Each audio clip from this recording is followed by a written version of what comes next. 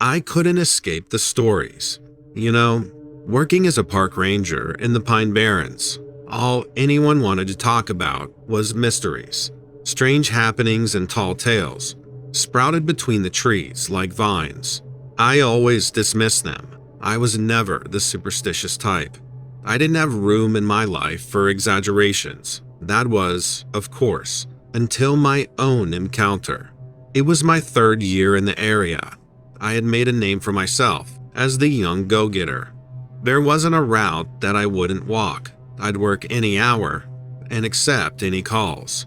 With that in mind, I guess I always figured that if something did happen, it would happen at an odd time or while I was doing something extraordinary. That wasn't the case. I was out on a routine patrol, making my way through the brush and the cedar, when I heard a strange noise coming from the direction of a nearby clearing. I'd come through there many times, never heard anything like this though. It was a low, guttural growl, and it sent shivers down my spine. If it wasn't for the hair standing upright on my neck, I would have described it as bear-like. Bears never made me feel like this though. They never made me feel so vulnerable, so inherently afraid, like I'd been pushed to the edge of a cliff, and it was time to look down and jump. You ever felt fear like that? I instinctively reached for my radio, preparing to call for backup, but then I saw it. The world strangely seemed to slip away. I was in shock, I guess. My brain was ready to process what my eyes were seeing. My skeptic's mind was at a disadvantage here. The creature was massive, easily standing over 7 feet tall. Upright, too. It stood like a man, minus its hunched shoulders and low-hanging arms. Its shaggy hair was matted and dry, and its eyes were dark and intense. For a moment, we simply stared at each other, neither of us moving. Then the creature let out a roar that shook the trees and reminded me that I was in trouble. I tried the radio for help. The signal was unusually weak and barely audible. Could the creature have caused that? It was clear that I was on my own, and I braced myself for the worst. Then the beast reached for something. I tried to turn, to run, and take cover. I barely managed to duck my head behind the trunk of a tree before a large stone sailed past me. It would have crushed me if I hadn't moved. What would I have done then? I would have melted into the Pine Barrens, and my story would have never been told. I guess that's where the fascination comes from, right? The need to share this tale. It easily could have been buried out there in the mud. I risked a peek around the curve of the tree. I needed to know where it was and what it was doing. Could I hope to outrun or outclimb it? I thumbed the bear spray on my hip. I'd had to use it if the creature was coming closer. I'd have to pray that the eye-watering scent would be enough to save my life. Then, just as suddenly as it had appeared, the creature seemed to lose interest. It hesitated, as if unsure of what to do next, before disappearing back into the woods. Was it trying to chase me off? Was it mad that I had interrupted something? Or was that moment when our eyes met that forgettable for the creature? Was I that insignificant? That thing had shifted my entire reality and then just turned its back on me. I was left standing there, stunned and shaken by what I had just seen. I knew that I had encountered something that was beyond my understanding, something that defied all of my training and experience. For days afterward, I couldn't stop thinking about the encounter. I kept replaying the moment in my mind, trying to make sense of what I had seen. But the truth was that I couldn't explain it. All I knew is that there was something out there in the Pine Barrens that was unlike anything I had ever encountered before. It took me days just to talk about it. My peers scoffed at first. I think because of my unusual treatment of their own personal encounters. I'd always been the one laughing, looking down on them, and telling them that the shadows had tricked their minds. When they realized that I was serious, when they saw the trembling in my hands, their tones changed. They warned me not to take it up the chain of command. I'm not sure why. I listened to them too. I'm not sure what kind of trouble I would have got in, but I wanted to keep my job. Monster or no monster, my position gave me purpose. If I stopped trekking through those woods every day, I'm not sure who I'd be. I'd be something less, that's for sure. Besides, I wouldn't want this story to end with the creature winning. As my patrols continued, I still couldn't shake the feeling that I'm being watched. It's as if the Pine Barrens know that I have learned their secret. The trees themselves want to keep me in line. If the beast is still out there, waiting for its next chance to disrupt my life, it's my responsibility to be ready for it. Next time, I won't freeze. I won't let the fear paralyze me. I might not be able to scare it in the same way that it scared me, but I have a duty to protect the people who visit the park. I keep my eyes and my ears open. I can't say for sure that I'm ready, but nowadays, I sure listen to every strange story to come out of these woods.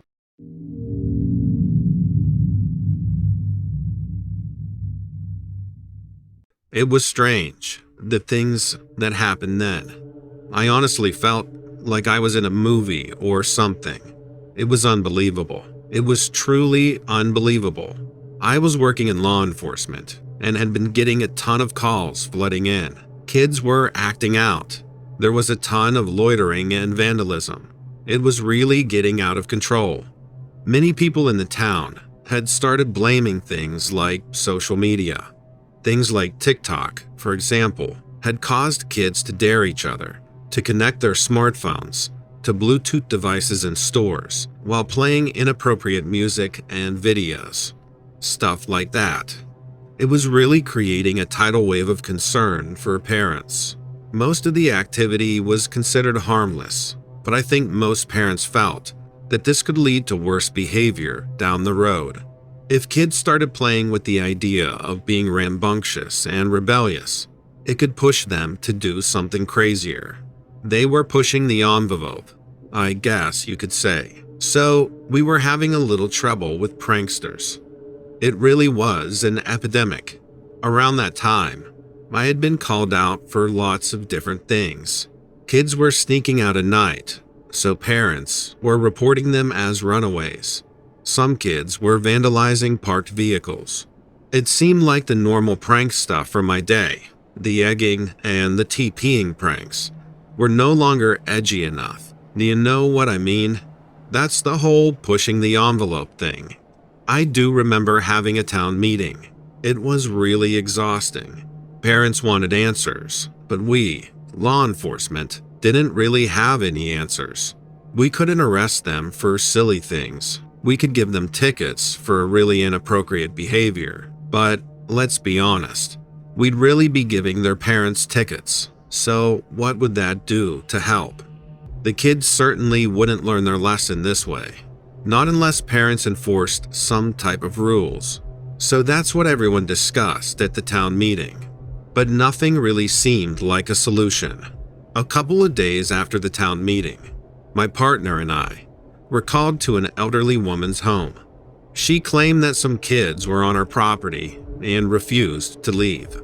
When we arrived, we didn't see any kids. I wouldn't doubt it if our car had scared them off. But we went into the woman's home to get a report of what happened and stayed for a bit to make sure the kids wouldn't come back. She explained that she had heard some voices on the side of her home near her bathroom window. She didn't like the idea that someone was snooping around her home, especially by her bathroom. So she went out onto her porch. The kids were off to her left. She said she rudely asked them to get off her lawn. She was very honest about this fact. She said that with all the commotion in town, she didn't trust the kids. I couldn't really blame her, but the kids asked if they could come inside her house. The woman refused to allow them entry. She stated that she could call their parents instead. The kids seemed to have gotten upset. The woman noticed a change in their behavior, so she threatened to call the police, and certainly stayed true to her word. I asked how many kids and how old. She reported that there were 3 kids who all ranged from the ages 10 to 16. I asked if she had ever seen them before. She explained that she hadn't. I asked what they were wearing, and all she could tell me is that they were wearing dark sweatshirts with their hoods up. She said she couldn't really see them too well. She couldn't really tell if they were male or female. She said she tried to stay as far away from them as she could. After about an hour, we thanked her for her time, and we left. Several days after that, I was off duty. I had gone to the gym, and after, I needed to run to the grocery store to pick up a few things. When I finished up, it was around 8:30 p.m. I had just loaded up my car when I heard some movements behind me. I turned around. I noticed some kids approaching the convenience store. I unlocked my car door and hopped inside. At this point, I'm checking my phone, and I notice the kids are getting closer to my car. I don't pay too much attention. I figured they were going to walk past the store instead of going inside. They didn't go into the store. I wasn't surprised. They didn't walk past it either. Instead, they're standing by my car door. I didn't want to give them attention. I figured that's what they wanted, but they just stood there. Finally, I asked, "Can I help you with something? Do you need help?" One of the kids responded that they needed a ride home. I assured them that I could call their parents to come get them. They refused. I started to get a little frustrated. I wasn't going to drive them home. It wouldn't be appropriate. So I told them I wouldn't be able to help them if I couldn't call their parents. It was really odd. Their behaviors seemed to change. And that's when I noticed that there were 3 of them, all with dark sweatshirts, all with their hoods up. They talked very persuasively, a little too sophisticated for their ages, which seemed to range from about 10 to 16. And that's when I realized that these must have been the same kids the old woman had reported. At this point, I'm feeling a bit like they know who I am, like they knew I was the officer who took the call. So I figured they were trying to prank or intimidate me. They didn't really need help. They wanted to ruffle my feathers. And then I noticed their eyes. Their eyes were completely black and void of any expression. I was so scared. So I drove away, and they vanished without a trace.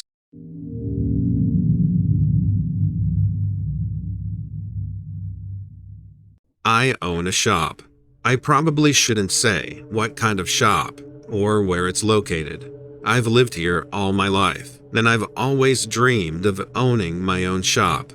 My father always told me I didn't have what it took to run my own business. So, after 5 years of running my own shop successfully, I now tell my son that he can do anything he puts his mind to.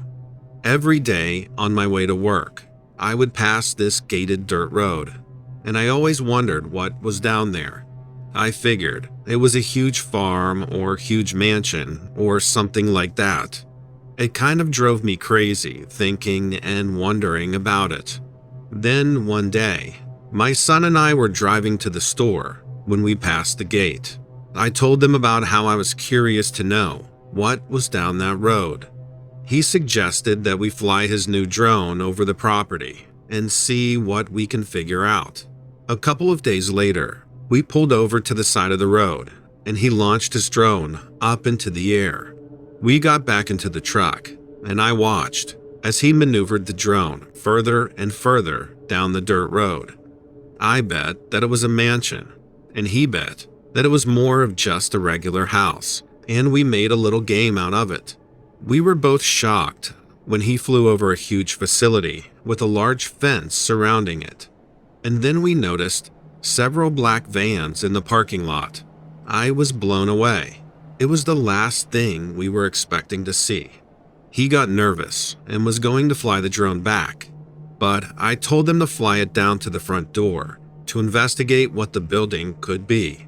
When the drone got to the front door, the windows were all blacked out, and there was no indication of what the purpose of the building was. I told him to fly around the building, and it was more of the same.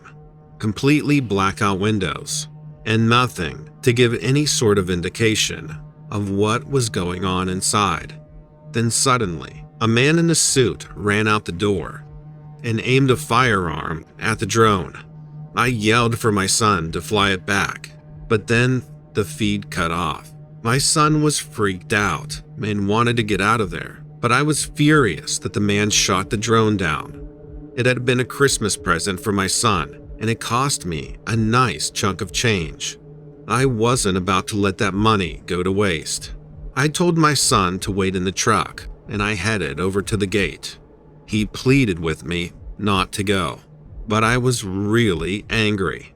I climbed up and jumped over the fence and headed down the dirt road. I didn't have a plan, and I wasn't exactly sure of what I was going to do, but I was upset and was running down the dirt road toward the facility. When I got to the end of the dirt road, I realized that this end had a huge electric fence with barbed wire at the top. There was no way I could climb over it, so I made my way back down the road, climbed over the gate, and got back into the car. I searched online for an address and phone numbers so I could call the number and get my son's drone back. But there was nothing that I could find about the building anywhere online. Every day I would pass by that dirt road, I would get more and more suspicious. I'd see black vans with blacked out windows go through the gate and leave. It was driving me nuts, and I had to figure out what was going on inside that building. I'm not proud of this, but I had just found out that my ex-wife had an affair with my neighbor while we were married. So I got sloppy drunk. My son begged me not to drive, but I took my license plates off, hopped in my truck, and sped over to the facility.